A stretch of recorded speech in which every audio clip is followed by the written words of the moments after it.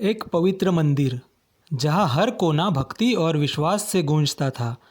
कहते थे वहाँ श्री कृष्ण स्वयं विराजते थे और हर सच्चे भक्त की पुकार सुनते थे। भक्त दूर दूर से आते अपनी परेशानियों और इच्छाओं के साथ। मंदिर के बाहर एक शांत दृश्य था, लेकिन उसमें कुछ ऐसा था जो ध्यान खींचता। वहाँ कोई बैठा रहता था, अक्सर देखा जाता लेकिन अनसुना अनदेखा। फिर एक दिन एक प्रश्न उठता है, एक ऐसा प्रश्न जो उस मंदिर की दीवारों से टकराता है और भगवान की सच्ची कृपा का रहस्य खोलता है। यह कहानी है उस प्रश्न की, उस उत्तर की और उस सीख की जो हर भक्त के लिए है। द्वारका के एक प्रसिद्ध मंदिर में श्री कृष्ण की दिव्य मूर्ति थी। भक्त दूर दूर से दर्शन करने आते और अपने दुखों का समाधान मांगते। मंदिर के बाहर एक बूढ़ा भिखारी बैठा रहता था। वह लोगों को आते जाते देखता और मुस्कुराता। किसी ने कभी उसे मंदिर के भीतर जाते नहीं देखा, लेकिन वह हमेशा शांत और संतुष्ट दिखाई देता। एक दिन एक धनी व्यापारी श्री कृष्ण के दर्शन करने आया।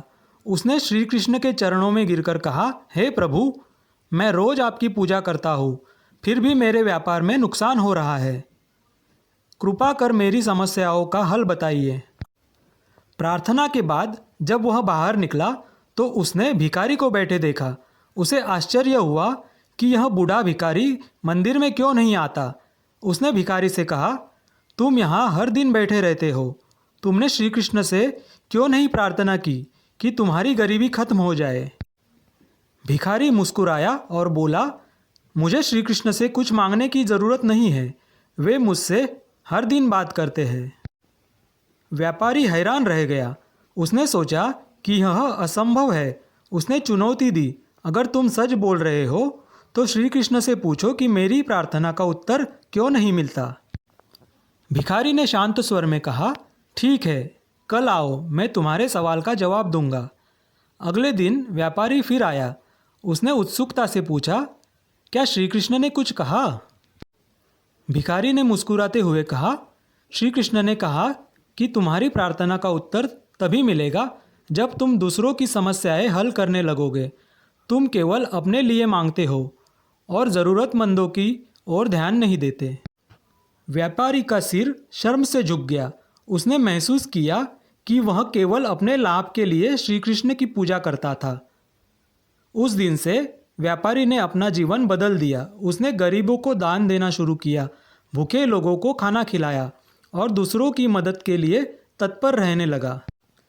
कुछ महीनों में व्यापारी की सभी समस्याएं हल होने लगी। उसका व्यापार बढ़ने लगा और उसके घर में सुख शांति लौट आई। एक दिन उसने भिखारी से पूछा, तुम्हें श्री कृष्ण की कृपा कैसे प्राप्त हुई?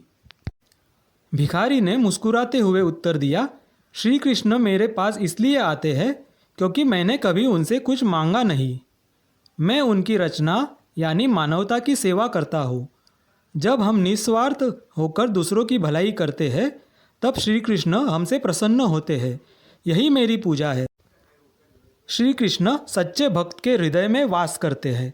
उनकी कृपा प्राप्त करने के लिए केवल माला जपना और पूजा करना पर्याप्त नहीं है। भगवान तब खुश होते हैं जब हम दूसरों की मदद करते हैं और निस्वार्थ होकर इंसानियत के लिए काम करते हैं। सच्ची भक्ति सिर्फ प्रार्थना नहीं बल्कि सेवा में छिपी है। अगर आपको यह कहानी पसंद आई हो तो चैनल को लाइक और सब्सक्राइब करना ना भूलें। मिलते हैं एक नए वीडियो के साथ। धन्यवाद।